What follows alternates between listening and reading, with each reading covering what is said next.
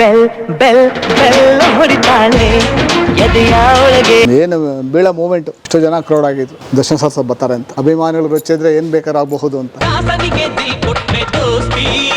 Shivraj Kumar picture ಹಾಕಿದ್ರು ಓಡೋದಿಲ್ಲ, full ಆಗೋದಿಲ್ಲ. ಆ ಟ್ರೆಂಡ್ ಹೋಯ್ತು. ಪ್ರೀತಿ ನೀನಿಲ್ಲದೆ ನಾನು ಹೇಗಿರಲಿ. ಈ ಬೀರು ಬಂದ್ಬಿಟ್ಟು 50 ವರ್ಷ ಆಗಿದೆ ಇದಕ್ಕೆ. ಯಾಕಂದ್ರೆ ಥಿಯೇಟರ್ ಓಪನ್ ಆದಾಗ ಬಂದಿದೆ ಇದು. ಪ್ರಸನ್ನ ಥಿಯೇಟರ್ ಅಲ್ಲಿ ಒಂದು ಟಿಕೆಟ್ಗಳು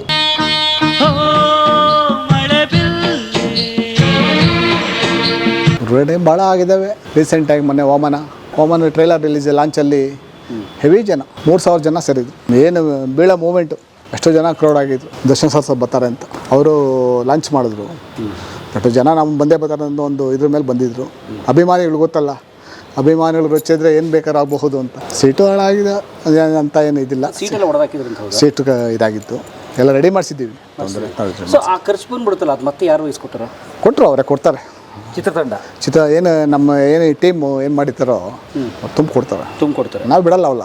ಆಗಿದ್ದೇವೆ ಭಾಳ ಇನ್ಸಿಡೆಂಟ್ ಆಗಿದ್ದೇವೆ. ಅವಾಗೆಲ್ಲ ಚೇರೆಲ್ಲ ಹೊಡೆದಾಕೋದು, ಕುಯ್ದಾಕೋದು ಆ ಥರ ಎಲ್ಲ ಮಾಡಿದ್ದಾರೆ. ನಾವು ನೋಡಿದ್ದೀವಿ, ನಾವು ಕಂಡಂಗೆ ಆಗೆಲ್ಲ ಇನ್ಸೂರೆನ್ಸ್ ಕ್ಲೈಮ್ ಮಾಡ್ತಾಯಿದ್ವಿ. ಇಷ್ಟ ಹೊಡೆದಾಕಿರೋರು ಮಾಡಿರೋರು ಇನ್ಸೂರೆನ್ಸ್ ಇತ್ತು. ಅವಾಗೆಲ್ಲ ಮಾಡಿಸ್ತಾ ಇದ್ವಿ ಥಿಯೇಟ್ರು. ಈಗಲೂ ಮಾಡಿಸ್ತಾರೆ, ಇವಾಗಿಲ್ಲ ಅಷ್ಟೇ. ಅವಾಗೆಲ್ಲ ಆಗಿನ ಕಾಲದಲ್ಲೆಲ್ಲ ಭಾಳ ಇನ್ಸಿಡೆಂಟ್ ಆಗೋವಲ್ಲ. ಗ್ಲಾಸ್ ಹೊಡೆದಾಕೋದು, ಶೋ ಲೈಟ್ ಆದರೆ ಇದು ಮಾಡೋದು, ಏನು ಟೆಕ್ನಿಕಲ್ ಪ್ರಾಬ್ಲಮ್ ಆದರೆ ಸೌಂಡ್ ಬರಲಿಲ್ಲ ಅಂದರೆ ಇದು ಮಾಡೋದು, ಥರ ಎಲ್ಲ ಮಾಡ್ತಾರೆ. ಈಗ ಕಾಲ ಬದಲಾಯ್ತು. ಈಗೆಲ್ಲ ಮಾಲ್ ಕಲ್ಚರು, ಒಂದೇ ಒಂದು ಮಾಲ್ ಇರುತ್ತೆ, ಮಲ್ಟಿ ಸ್ಕ್ರೀನ್ಸ್ ಇರುತ್ತೆ. ಹೌದು, ಸ್ಕ್ರೀನ್ 1 2 3 4 ಹತ್ರ. ಹೌದು. ಸೊ ನೀವು ಇನ್ನೂ ಸಿಂಗಲ್ ಸ್ಕ್ರೀನ್ ಇಟ್ಕೊಂಡಿದ್ದೀರಾ? ಹೌದು. ಹೇಗೆ? ಪಕ್ಕದಲ್ಲೇ ಹೇಳಿದ್ನಲ್ಲ, ಪ್ರಮೋದ್ ಇತ್ತು ಹೊಡೆದಾಕ್ಬಿಟ್ಟು ಈಗ ಮಲ್ಟಿ ಇದು ಮಾಡಿದ್ದಾರೆ. ಜಿ ಟಿ ಮಾಲ್ ಮಾಡಿದ್ದಾರೆ. ಅಲ್ಲೂ PVR ಸ್ಕ್ರೀನ್ ಆಗಿದ್ದಾವೆ. ಅಲ್ಲೂ 5 ಸ್ಕ್ರೀನ್ ಓಡ್ತಾ ಇದೆ. So GT mall own by ಇವರೇ, ಗಂಗಮ್ಮ ತಿಮ್ಮಯ್ಯ ಫ್ಯಾಮಿಲಿ. ಹೌದೌದು, ಬಿಲ್ಡಿಂಗ್ ಓನು. ಬಟ್ GT ಅಂದರೆ ಅದು ಗಂಗಮ್ಮ ತಿಮ್ಮಯ್ಯ ಅಂತ. ಸೊ ಹಂಗಾರೆ ಇದನ್ನೇನಾದ್ರು ಬದಲಾಗುತ್ತೆ ಏನಾದ್ರು? ಇವೇನಾದ್ರು ಮಾಲ್ ಕ್ರಮೇಣ ಈ ಮುಂದಕ್ಕೆ ಕೇಳೋಕ್ಕಾಗಲ್ಲ. ಯಾಕಂದರೆ ಸಿನಿಮಾಗಳೆಲ್ಲ ಸಿಂಗಲ್ ಸ್ಕ್ರೀನ್ಗೆ ಸಿನಿಮಾ ಪ್ರೊವೈಡ್ ಮಾಡೋದು ಭಾಳ ಕಷ್ಟ, ಗೊತ್ತಲ್ವಾ? ಜನ ಇರಬೇಕು. ಒಂಥರ ಸಾಗರ ಇದ್ದಾಗಿದ್ದು ಸಿಂಗಲ್ ಸ್ಕ್ರೀನ್ ಅಂದರೆ ಸಾಗರ. ಈ ಮಾಲ್ಗಳೆಲ್ಲ 100 ಸೀಟು 200 ಸೀಟು ಹೋದ್ರೂ ನಡೀತದೆ ಅವ್ರಿಗೆ. ನಮ್ದಾಗಲ್ಲ, ನಮ್ಮ ಜನ ಬರಬೇಕು. ಜನ ಬಂದರೆ ನಾವು ಉಳಿತೀವಿ. ಇಲ್ಲ ಅಂತ ಭಾಳ ಕಷ್ಟ. ಮುಂದಕ್ಕೆ ಸಿಂಗಲ್ ಸ್ಕ್ರೀನು ಎಷ್ಟೋ ಜನ ನೀವು ಕಂಡಂಗೆ ತಾಲೂಕು ಸೆಂಟರ್ಗಳೆಲ್ಲ ಮುಚ್ಚೋಗಿದ್ದಾವೆ. ಈ BC ಸೆಂಟರ್ಸ್, BC ಸೆಂಟ್ರುಗಳಲ್ಲಿ ಗೋಡನ್ ಆಗಿದ್ದಾವೆ. ಕನ್ನಡ ಸಿನಿಮಾ ನಡೆಯೋದೇ ಕಷ್ಟ, ಒಂದು ದುರ್ಲಭ ಆಗಿಬಿಟ್ಟಿದೆ ಇವಾಗ. ನೀನೆಂದರೆ ನನ್ನೊಳಗೆ ಏನು ಒಂದು ಸಂಚಲ. ನಮ್ಮ ಮ್ಯಾನೇಜರ್ ಮೋಹನ್ ಕುಮಾರ್ ಅವರ ಕಚೇರಿ ಹೇಗಿದೆ ನಾವು ನೋಡೋಣ. ನಾನು ಹಾಗೆ ಮೊನ್ನೆ ನಮ್ಮ ಮಾಜಿ ಮ್ಯಾನೇಜರ್ ಪರಿಚಯ ಮಾಡ್ತೀನಿ. ಬರ್ರಿ. ನಮಸ್ಕಾರ ಸರ್. ಕೃಷ್ಣಮೂರ್ತಣ್ಣ ಅಂತ. ಪ್ರಮೋದ್ ಥಿಯೇಟರ್ ಮ್ಯಾನೇಜರ್ ಆಗಿದ್ರು. ಕಲಾ ಮಾಧ್ಯಮ ಯೂಟ್ಯೂಬ್ ಚಾನಲ್, ಯೂಟ್ಯೂಬಲ್ಲಿ ಬರ್ತೀವಿ. ನಮ್ಮ ಗುರುಗಳು ನಮಗೆ ಕೆಲಸ ಕಲಿಸ್ತಾರು. ನಾವು ನಮ್ಮ ಸೀನಿಯರು. ಇಲ್ಲ ಇವ್ರು ಕಂಡ್ರೆ ಜನ ಬ್ಲ್ಯಾಕ್ ಮಾಡೋರೆಲ್ಲ ನಡ್ಗೋರು. ಇವ್ರ ಗಾಡಿ ಇದೆ ಅಂದರೆ ಒಬ್ರು ಒಳಗಡೆ ಬರ್ತಾ ಇರಲಿಲ್ಲ. ಕಂಟ್ರೋಲ್ ಮಾಡ್ತಾ ಇದ್ರು ಇವಾಗ ಅವರು, ಅಷ್ಟು ಸ್ಟ್ರಿಕ್ಟ್ ಆಗಿ. ಇವಾಗ ಹೌದು, ಟಿಕೆಟ್ಗಳು ಮಾಡೋಲ್ಲ, ಕಂಟ್ರೋಲ್ ಮಾಡೋರು. ಇವ್ರೊಂದು ಸ್ಕೂಟ್ರ್, ಇವ್ರದ್ದು ಚೇತಕ್ ಸ್ಕೂಟ್ರ್ ಕಂಡ್ರೆ ಸಾಕೆಲ್ಲ ಓಡೋಗ್ಬಿಡೋರು ಮಾರೋರು. ಚೇತಕ್ ನೋಡ್ಬಿಟ್ರೆ ಫುಲ್ ಬೆಂಕಿ.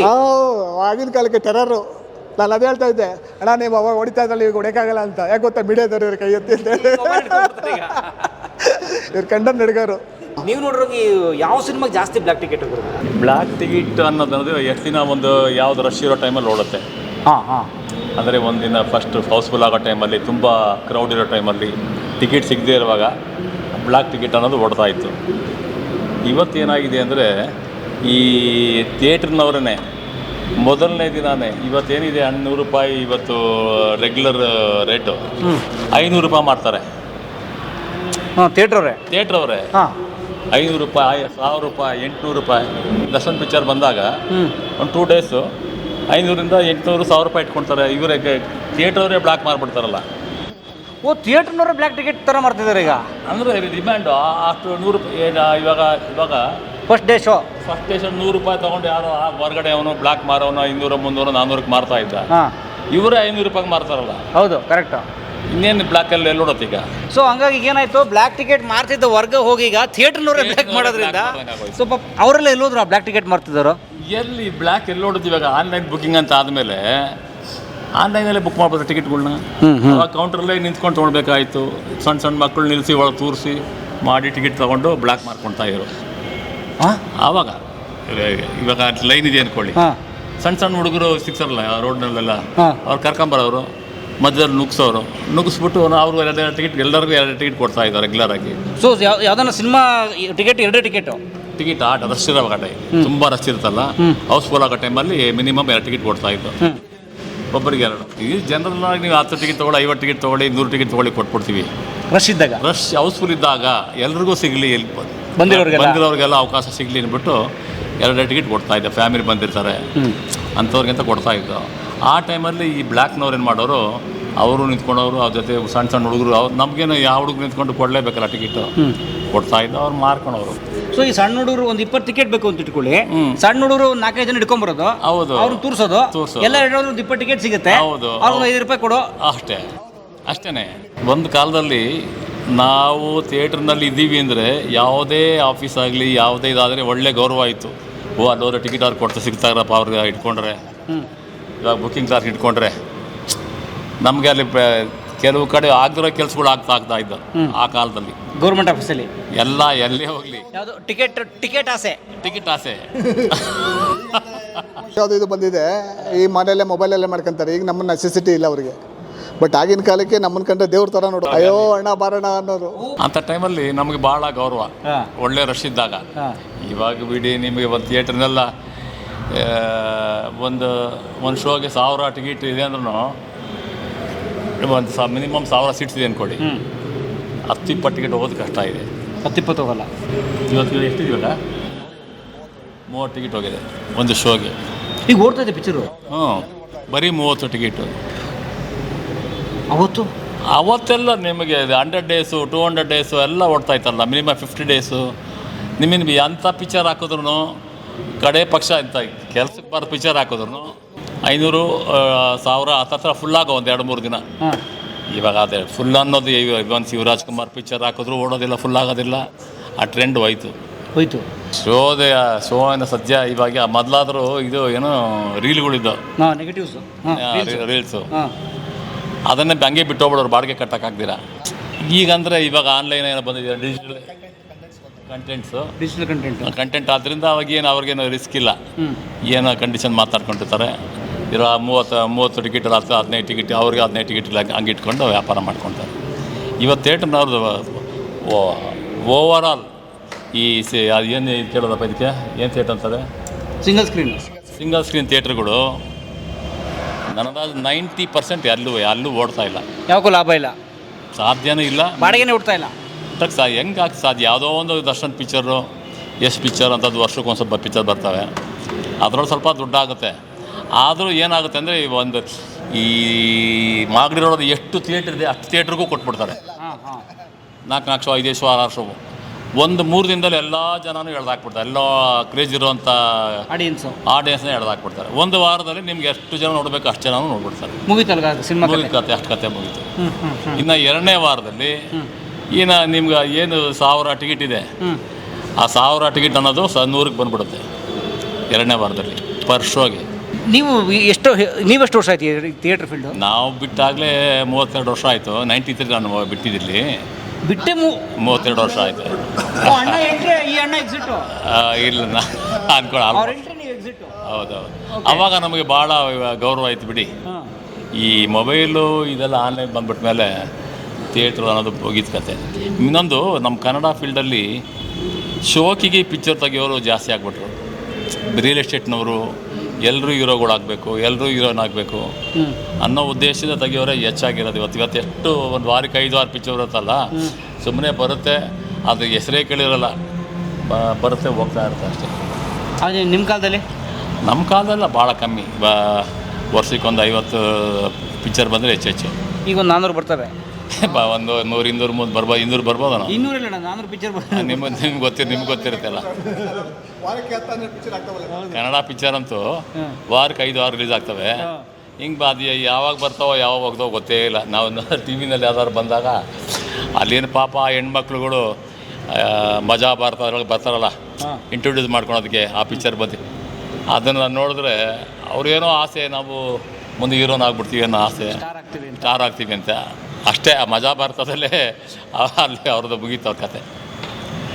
ಮಜಾ ಭಾರತದಲ್ಲಿ ಮಜಾ ಅಷ್ಟೇ. ಥಿಯೇಟ್ರಿಗೆ ಒಂದು ಮಜಾ ಇಲ್ಲ, ಅವ್ರದ್ದು ಸೀಮಿತ ಅಲ್ಲಿಗೆ. ಅಷ್ಟೇ ಬನ್ನಿ, ಇದು ನಮ್ಮ ಪ್ರಸನ್ನ ಥಿಯೇಟರ್ ಮ್ಯಾನೇಜರ್ ನಮ್ಮ ಮೋಹನ್ ಅವ್ರ ಆಫೀಸು. ಸರ್ ಹೇಗಿರುತ್ತೆ ನಿಮ್ಮ ಆಫೀಸ್ ನೋಡೋಣ? ಬನ್ನಿ ಸ್ವಾಮಿ. ಬನ್ನಿ, ವೆಲ್ಕಮ್ ಎಲ್ರಿಗೂ. ವಾಹ್, ಸಿನಿಮಾ ಮ್ಯಾನೇಜರ್ ಆಫೀಸ್ ಇದು. ಬನ್ನಿ. ಏನಿದೆ ಇಲ್ಲಿ? ಏನಿದೆ ನೋಡಿ, ನಮ್ಮ ಯಜಮಾನ್ರು ಫೋಟೋ ಹಾಕಿದ್ದೀವಿ. ಓಕೆ, ಅವರೇ ಗಂಗಮ್ಮ ತಿಮ್ಮಯ್ಯರು ಅವರೇ ಯಜಮಾನ್ ಮಾಲೀಕರು. ಇವು ಎಲ್ಲ ಫೈರ್ ಆಫೀಸು, ಆಮೇಲೆ ಟ್ಯಾಕ್ಸ್ ಆಫೀಸಿಂದು, PWD ಆಫೀಸ್ದು ಎಲ್ಲ ಒಂದು ಎಲ್ಲ. ಸೊ ಅವ್ರ ಹತ್ರ ಎಲ್ಲ ಪರ್ಮಿಷನ್? ಹಾಂ, ಎವ್ರಿ ಇಯರ್ ನಾವು ರಿನ್ಯೂವಲ್ ಮಾಡಿಸ್ಬೇಕು. ಏನು ಅಮೌಂಟ್ ಇದೆ ಫೀಸ್ ಕಟ್ಟಬೇಕು ಗೌರ್ಮೆಂಟ್ಗೆ. ಇದು ಮಾಡಬೇಕು. ಬನ್ನಿ ಇರ್ತವೆ. ಸರ್ ಈ ಟೇಬಲ್ ಎಷ್ಟು ವರ್ಷ ಹಳೆಯದು? ಟೇಬಲ್ಲು ಮೋರ್ ದೆನ್ ಇದಕ್ಕೂ ಆಗಿದೆ, ಒಂದು 25 ವರ್ಷ ಆಗಿದೆ ನೋಡಿ. ಎಷ್ಟು ಹಳೆ ಟೇಬಲ್? ಹೌದೌದು. ಈಗ ಪರವಾಗಿಲ್ಲ, ಮುಂಚೆ ಎಲ್ಲ ಸೀಲ್ ಹೊಡಿತಾ ಇದ್ವಲ್ಲ, ಅದರಿಂದ ಎಲ್ಲ ಹೊಡೆದಾಗಿದೆ. ನಿಮಗೆ ಹಳೆ ಟಿಕೆಟ್ ಬುಕ್ ತೋರಿಸ್ತೀರಾ? ಹಾಂ, ತೋರಿಸ್ತೀನಿ ಬನ್ನಿ ಸ್ವಾಮಿ. ಓಕೆ ಬನ್ನಿ. ಇದರೊಳಗಡೆ ಒಂದು ದೊಡ್ಡ ತಿಜೋರಿ ಇದೆ, ಟ್ರೆಜರಿನೇ ಇದೆ, ಅಮೂಲ್ಯವಾದ ಆಸ್ತಿ ಒಂದಿದೆ, ತೋರಿಸ್ತೀವಿ ಈ ಬೀರು ಬಂದ್ಬಿಟ್ಟು 50 ವರ್ಷ ಆಗಿದೆ ಇದಕ್ಕೆ, ಯಾಕಂದರೆ ಥಿಯೇಟರ್ ಓಪನ್ ಆದಾಗ ಬಂದಿದೆ ಇದು. ಓಕೆ.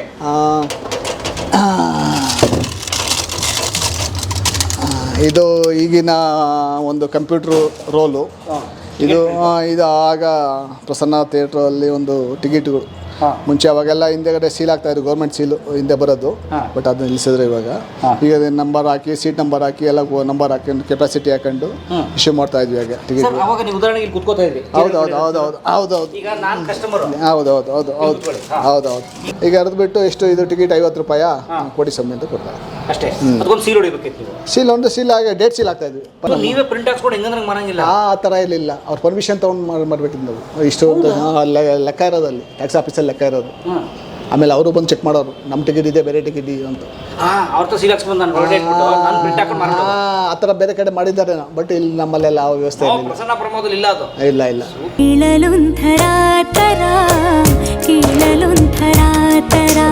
ಮದುವೆ ಆಗಿದೆ 98.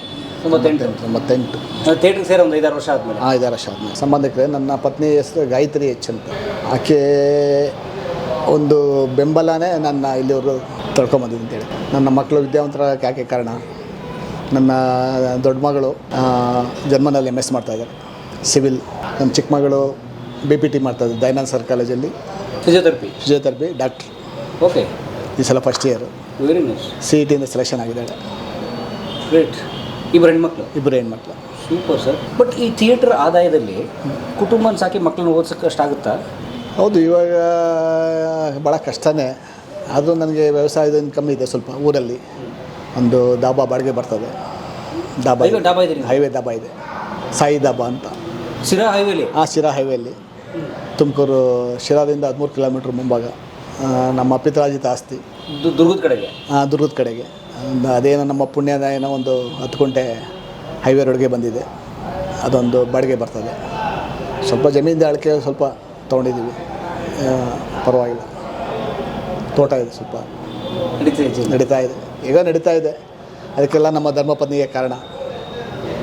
ಯಾಕೆಂದರೆ ಅವರು ಹಿಡ್ತಾ ಪಡ್ತಾ ಇದ್ದ ತಾನೇ ನಾವು ಉಳ್ಕೊಳಕ್ಕೆ ಸಾಧ್ಯ. ಇಲ್ಲಾಂದರೆ ಅವರು ದುಂದು ವೆಚ್ಚ ಮಾಡಿದ್ರೆ ನಾವು ಇಲ್ಲಿ ಇರೋಕ್ಕಾಗ್ತಾಯಿದ್ದೆ ಈ ಸಂಬಳದಲ್ಲಿ. ಹಾಗಂತ ಏನಿಲ್ಲ. ಈ ಸಿನಿಮಾ ಬದುಕು ಒಂದು ಒಳ್ಳೆ ಉತ್ತಮ ಬಣ್ಣದ ಬದುಕು, ಬೆಳೀತಾರೆ. ಒಂದು ಉತ್ತಮ ಬದುಕನ್ನೇ ಕೊಟ್ಟಿದೆ. ಎಷ್ಟೋ ಜನ ನೋಡಿದ್ದಾರೆ ನೀವು, ಪ್ರೊಡ್ಯೂಸರ್ಸು, ಡಿಸ್ಟ್ರಿಬ್ಯೂಟರ್ಸು ಹೆಸರುಗಿಲ್ದಂಗೆ ಹೋಗಿದ್ದಾರೆ ಇವತ್ತು, ಮನೆ ಸಾಲ ಮಾಡ್ಕೊಂಡು. ಆದರೂ ಕೂಡ ಒಂದು ಹಿತಾಮಿತದಿಂದ ಖರ್ಚು ಮಾಡಿಕೊಂಡು, ಮಕ್ಕಳನ್ನು ಓದಿಸ್ಕೊಂಡು, ನಮ್ಮನ್ನು ಒಂದು ನೋಡ್ಕೊಂಡು, ಎಲ್ಲ ನಮ್ಮ ಧರ್ಮಪತ್ನಿಗೆ ಕಾರಣ. ಆಕೆ ಹೆಸರು ಗಾಯತ್ರಿ ಎಚ್ ಅಂತ. SLC ಫೇಲ್ ಆದರೂ ಕೂಡ ನಮಗಿನ ಅವರು ಗ್ರೇಟ್. ನಮ್ಮ ಗಾಯತ್ರಿ ಎಕ್ ಅವರು ನಮ್ಮ ಮೋಹನ್ ಅವರ ಪತ್ನಿ ಏನೋ ಕೊಟ್ಟಿದ್ದಾರೆ ಸರ್ಪ್ರೈಸ್ಡಾಗಿ. ಇದು ಅವರದೇ ಒಂದು ಪ್ರೊಡಕ್ಷನ್ದು ಒಂದು ಮಾಲ್ಟ್ ಪೌಡರ್ ಅಂತ ಮಾಡ್ತಾ ಇದ್ದಾರೆ. ದಯವಿಟ್ಟು ಇದು ಪಬ್ಲಿಸಿಟಿ ಮಾಡಿದ್ರೆ ಒಳ್ಳೆಯದು. ಕೊಡಿ, ಮಾಡೋಣ. ಇದು ಸ್ನೇಹಿತರೆ, ಇದು ಮಲ್ಟಿಗ್ರೈನ್ ಅಂದರೆ ಹಲವು ಧಾನ್ಯಗಳೆಲ್ಲವನ್ನು ಹಾಕಿ ಮಾಡುವಂಥ ಮಾಲ್ಟ್ ಪೌಡ್ರ್ ಇದು. ಸೊ ಇದನ್ನು ಬೆಳಗ್ಗೆ ಸಂಜೆ ಮನೇಲಿ ಆರಾಮಾಗಿ ಸೇವಿಸ್ಬೋದು. ನೋ ಪ್ರಿಸರ್ವೇಟಿವ್ಸು, ಏನು ಕೆಮಿಕಲ್ಸ್ ಏನೂ ಇಲ್ಲ, ತುಂಬ ಶುದ್ಧವಾಗಿ ಮಾಡಿದ್ದಾರೆ. ಸೊ ಅದು ನಂಬರ್ ಹಾಕ್ತೀನಿ ಗಾಯತ್ರಿ ಮೇಡಮ್ದು, ದಯವಿಟ್ಟು ಇದನ್ನು ತರಿಸ್ಕೊಳ್ಳಿ ಮನೆಗೆ ಅಂತ ಕೇಳ್ತೀನಿ. ಇದು ಬಿಸ್ಕೆಟ್ ಜರ್ಮನ್ ನನ್ನ ಮಗಳು ಕೊಡುಗೆ. ಜರ್ಮನಿಯಲ್ಲಿ ಇವ್ರ ಮಗಳು ಸಿವಿಲ್ ಇಂಜಿನಿಯರಿಂಗ್ ಮಾಡಿ MS ಮಾಡ್ತಿದ್ದಾರೆ. ಅವ್ರು ಕಳಿಸಿರೋ ಜರ್ಮನಿ ಬಿಸ್ಕೆಟ್. ಎಸ್, ಧನ್ಯವಾದ. ತಾಯಿ ಮಗಳಿಗೆ ಇಬ್ಬರಿಗೂ ಧನ್ಯವಾದ, ಮೋಹನ್ ಸರ್ಗೂ ಧನ್ಯವಾದ. Thank you. ನನ್ನ ಮನಸ್ಸು ಕಾಣೆಯಾಗಿದೆ, ಕಲಾ ಮಾಧ್ಯಮದ ಎಲ್ಲ ಎಪಿಸೋಡುಗಳು ನಿಮಗೆ ಸಿಗಬೇಕು ಅಂತಂದ್ರೆ ಕಲಾ ಮಾಧ್ಯಮ ಯೂಟ್ಯೂಬ್ ಚಾನೆಲ್ನ ಸಬ್ಸ್ಕ್ರೈಬ್ ಮಾಡಿ ಬೆಲ್ ಐಕಾನ್ನ ಕ್ಲಿಕ್ ಮಾಡಿ. ತಪ್ಪದೇ ಮಾಡಿ. ಈ ವಿಡಿಯೋ ನೋಡಿದ್ದಕ್ಕೆ ನಿಮಗೆ ತುಂಬ ಧನ್ಯವಾದಗಳು. ಪುಸ್ತಕಗಳನ್ನು ಓದು ಮನಸ್ಸನ್ನು ಅರಳಿಸುತ್ತೆ, ಬುದ್ಧಿಯನ್ನು ಚುರುಕು ಮಾಡುತ್ತೆ, ಕಾಣದ ಹೊಸಲೋಕವನ್ನು ಪರಿಚಯಿಸುತ್ತೆ. ಹಾಗಾಗಿ ಓದುವ ಸಂಸ್ಕೃತಿ ಹೆಚ್ಚಾಗ್ಲಿ. ಧನ್ಯವಾದ.